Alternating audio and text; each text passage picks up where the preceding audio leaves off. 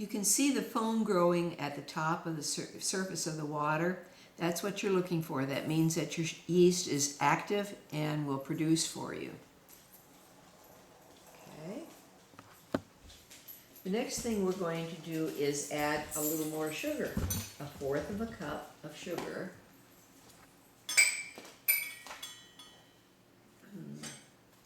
Providing I can get this open. There we go. Thanks. Mm-hmm. 1/4 of a cup of sugar. Okay. Some salt. It's about 3/4 of a teaspoon. Remember, this is a single recipe. When you're baking for the church, you'll be doing a double recipe. Okay, salt and cooking oil.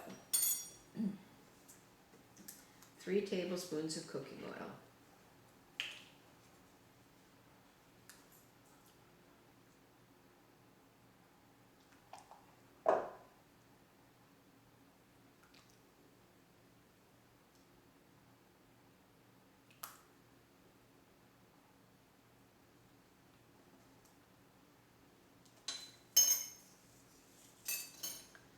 Stir it gently.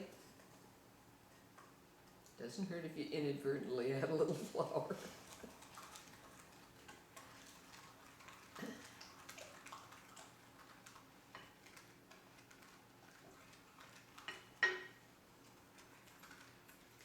Okay, then you start adding your flour, and it's 3 cups of flour.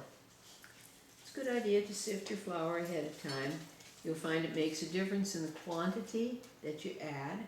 This is a sifter, and that's your flour. And you need the 1 cup measure. There it is. This is 1 cup or 1 1/4? That's 1 cup. Okay. All right.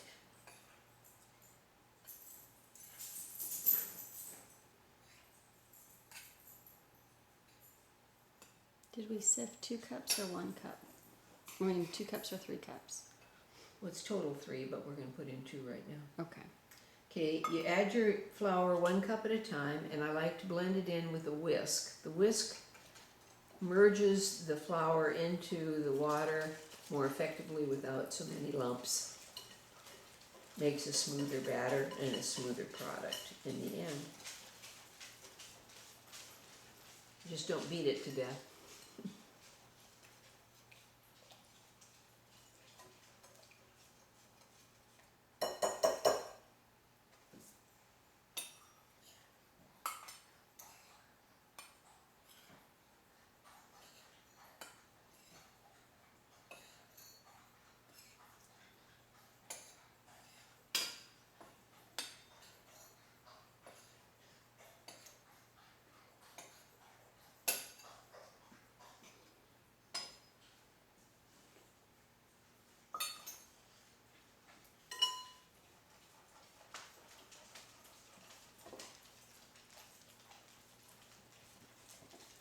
Yeast is a living thing, and if you keep that in your mind as you're working on it, you have a greater appreciation of the little bit of care that you need to take to manage bread.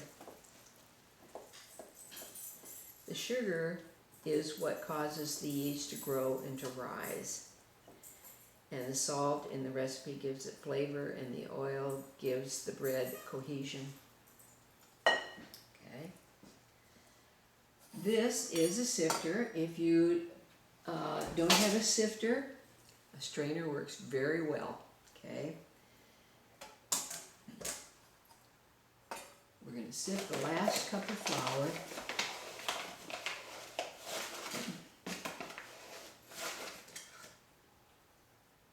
You can see what was left from, I'll move this so you can see what was left from the measuring of the 2 cups of flour previously. Then when you sift it, you find that you have leftovers. That the flour tends to compact itself. That's why I always sift it.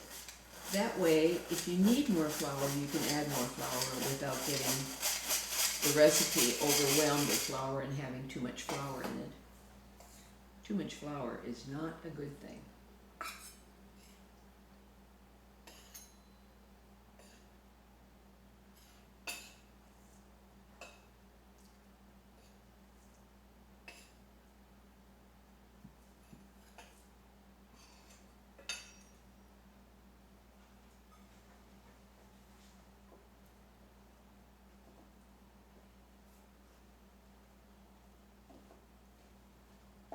Gee, I feel like Betty Crocker here.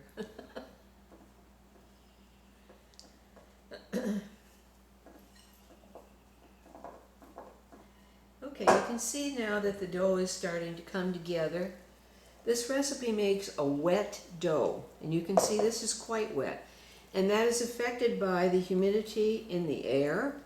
Okay, if you have a dry day, your dough is going to be a little drier than it is on a day like today where it is pretty damp.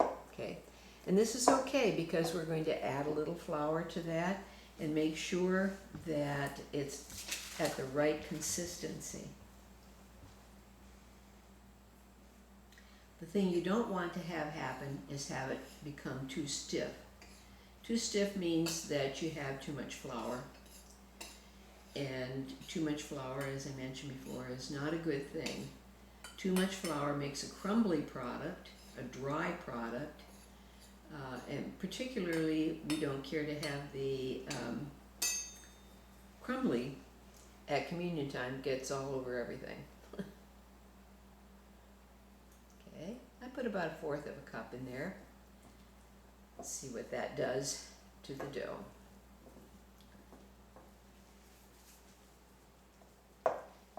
You can see that it's a little less dry, or a little less wet now.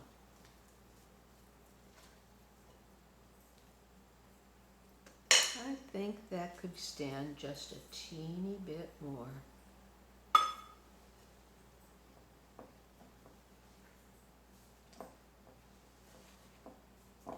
Baking bread has a lot of judgment in it. You have to decide whether things are right or whether they're not. Okay, and that takes practice. The more you practice, the better you get. And your family will love you for all the bread and rolls that you take to make. Okay.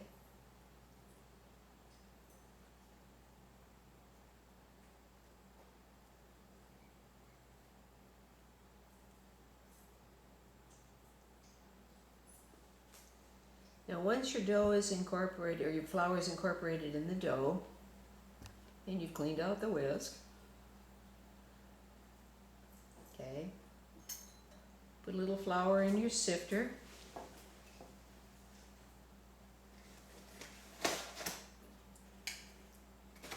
and put it on your workspace. If you have a good workspace, that's fine. Anything with, you can cover it with wax paper will work also. Okay. And we're going to turn the dough out onto the work surface, out of the bowl.